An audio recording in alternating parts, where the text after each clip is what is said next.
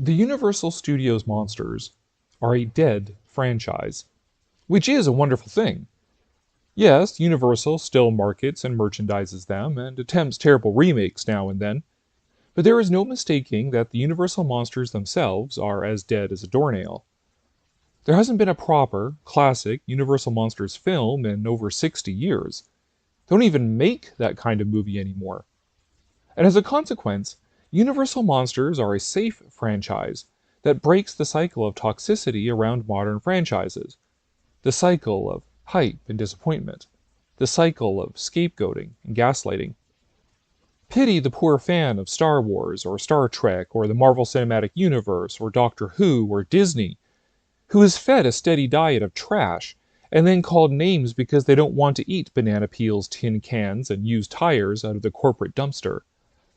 We can be reasonably sure that Bela Lugosi and Boris Karloff are not going to rise from the dead to slander you as a misogynist or a racist or whatever. Some boorish person might call you that for liking these movies. After all, old things are old and that makes them bad. But the films themselves are sacrosanct. There are only so many Universal Monsters movies, and that's it. Sure, we like the idea of a franchise with an open-ended future, where we can always see fresh stories and some new shiny thing to titillate us. That's the whole point of a franchise, as opposed to just standalone films. We get to see the ongoing adventures of these characters, or more deeply explore these settings that have captured our imaginations. That's their appeal. Though closed, finite, the beauty of a dead franchise is that you don't have to worry about it disappointing you, disillusioning you, or insulting you. You know from the start exactly what you're getting yourself in for. One film or another might not be very good, and that's fine, just move on to the next one. You don't have to live with the cycle of anticipation for a new movie, only for it to suck and then be called names by the people who made it and their sycophants in the media. The biggest challenge is just finding a copy of all the movies. Which is not to say that the fandoms for dead franchises don't have their debates and their idiosyncrasies. Lord knows that people try to sneak in Jaws and The Thing, not fully understanding what we actually mean by the Universal Studios monsters. And we debate whether Count Alucard actually is Dracula or not, and where the B-movie era actually begins, and over whether one or another film from the 30s, 40s, or 50s actually counts as a Universal Studios monsters film. I know people who are so puritanical about it that they insist that even the creature from the Black Lagoon shouldn't be considered a Universal monster, because he is clearly an atomic age sci-fi monster, and not a gothic horror monster. One of the smaller debates is over exactly where the series of gothic horror films from Universal Studios ends. Specifically, which is the end of the cinematic universe of Dracula, Frankenstein, and the Wolfman? 1945's House of Dracula, or 1948's Abbott and Costello Meet Frankenstein? Technically speaking, Abbott and Costello Meet Frankenstein is the last appearance of the classical Dracula, Frankenstein monster, and Wolfman on film. One of the film's great coups was bringing back Bela Lugosi to play the role he practically created, alongside Glenn Strange as the monster and Lon Chaney Jr. as the Wolfman, which makes the Wolfman the only Universal monster to be played by only one actor. The only person missing from this unholy trinity is Boris Karloff, who wasn't confident that the film would be respectful to the legacy of the monsters, nor commercially successful. It was, and after denying us one last go as the Frankenstein monster, Boris Karloff starred with Abbott and Costello in two lesser follow-ups. Abbott and Costello Meet the Killer Boris Karloff, and Abbott and Costello Meet Dr. Jekyll and Mr. Hyde, which is the only Universal film to feature that character. The classic 1931 version of Dr. Jekyll and Mr. Hyde, starring Frederick March, was released by Paramount, and Spencer Tracy's 1941 version was by MGM. In Abbott and Costello Meet Frankenstein, the monsters play straight men, or straight monsters, to the quick-witted, sharp-tongued comedy of Abbott and Costello, resulting in an extraordinarily successful horror comedy. I'd even say that it is one of the all-time three great horror comedies, alongside Ghostbusters and Comedy of Terrors. Playing the monsters straight works so well because they're not making fun of them, and by extension, they're not making fun of the audience for liking them. They're not telling the audience that these monsters are silly and we're silly for being captivated by them. They're treated respectfully in the context of a horror comedy, and indeed, it is in this film that they reach their final archetypal forms. If you ask any random person what Dracula, Frankenstein, and the Wolfman are, even if you ask yourself, the image that pops to mind is very likely going to be what they were in Abbott and Costello Meet Frankenstein. Dracula is the suave Hungarian with slicked back hair who always wears a 1930s tuxedo. The Frankenstein monster is always the monosyllabic, groping green beast. The Wolfman is always a poor, tortured soul who turns into a murderous wolf beneath a full moon. Dracula probably has the most to actually do in this movie, but nonetheless, the monsters are one-note parts. They are petrified, cinematic icons. Which is an interesting contrast with House of Dracula. This is the last time that all three of the great monsters would appear in a serious horror film, and the first time all three would actually appear together on screen. It's a pretty wild film, and many consider it either the pinnacle of the B-movie era or its nadir. The series of Dracula, Frankenstein, and Wolfman films had pretty much run its course and was showing it.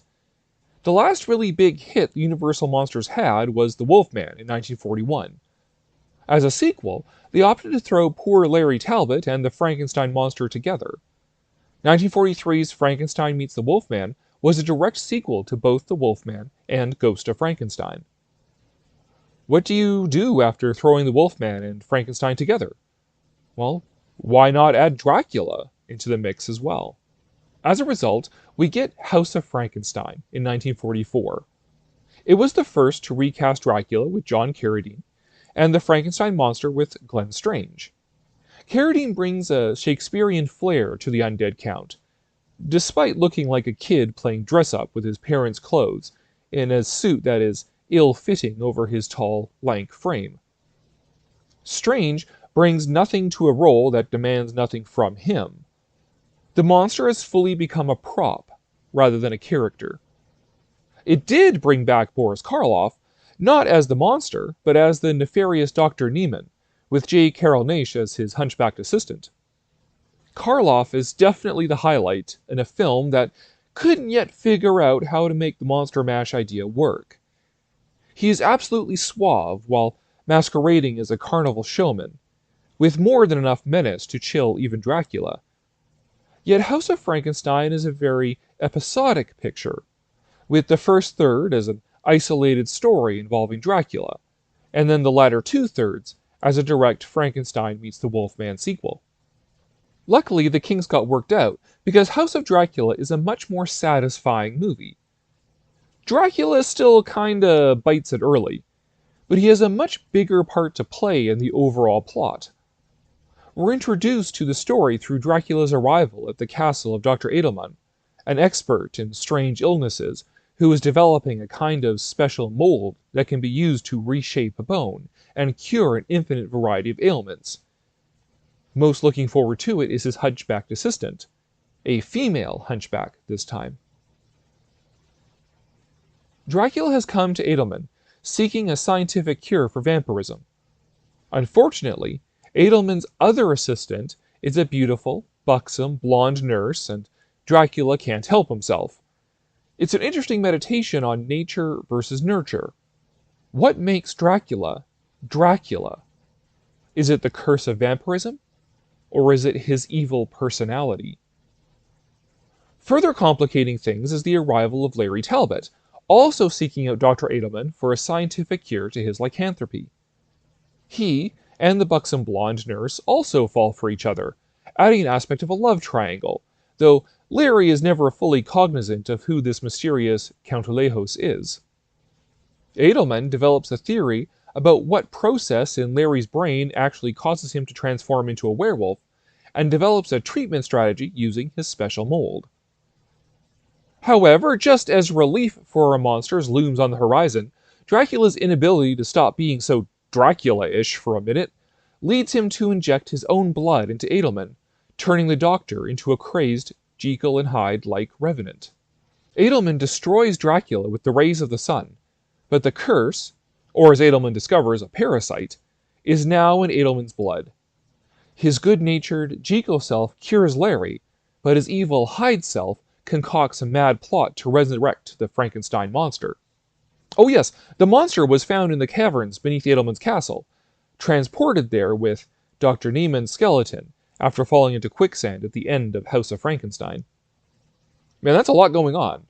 Dracula, the Wolfman, Frankenstein, a Mr. Hyde, a hunchback, scientific experiments, a love triangle, dark catacombs, and we still managed to fit in Lionel Atwill as a police inspector, Larry being accused of Edelman's crimes, and a requisite angry mob chasing someone through the streets of Universal's European Village backlot.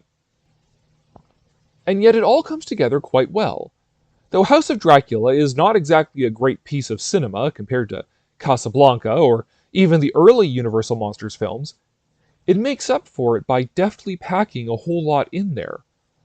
Besides managing to integrate all of these characters and scenes quite well in a movie that is only an hour long, it also has its share of the chills that were becoming fewer and further between as the series dragged on.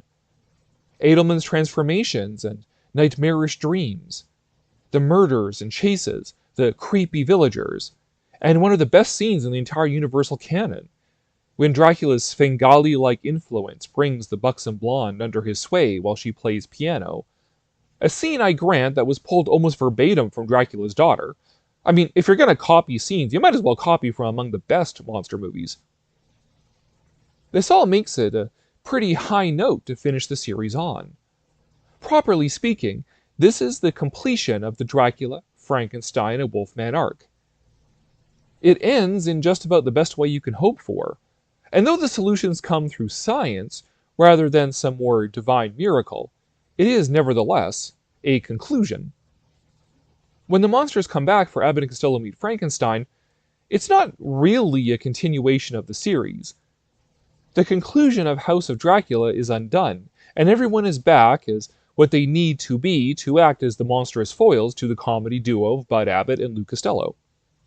As I've said before, Abbott and Costello Meet Frankenstein is a piece of Halloween candy. The monsters in their archetypal forms, ready to haunt children and man-children alike into eternity, timeless and immortal.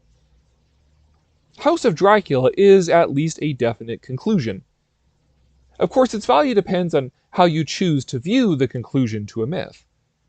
In his introduction to The Dark Knight Returns, Alan Moore observed that no myth is truly complete until you have its final stroke, the final arrow that marks Robin Hood's grave, the final funeral bark that carries off King Arthur's body. I'm not fully inclined to agree with him, though. Few people remember that part of the myth. Most people don't even remember the full narrative, just moments and excerpts, images and ideas. Hercules, Tarzan, Zorro, Robin Hood, Superman, Batman, Dracula, Frankenstein, the Wolfman. They all have definite stories, but only the most dedicated fans actually know them. Everyone else just knows them as the idea. Which ultimately is the difference in the end we get in House of Dracula versus the end we get in Abbott and Costello Meet Frankenstein. The former is an end. The latter is an archetype. House of Dracula ends the story of Dracula, Frankenstein, and the Wolfman. Abbott and Costello Meet Frankenstein sends them off into immortality.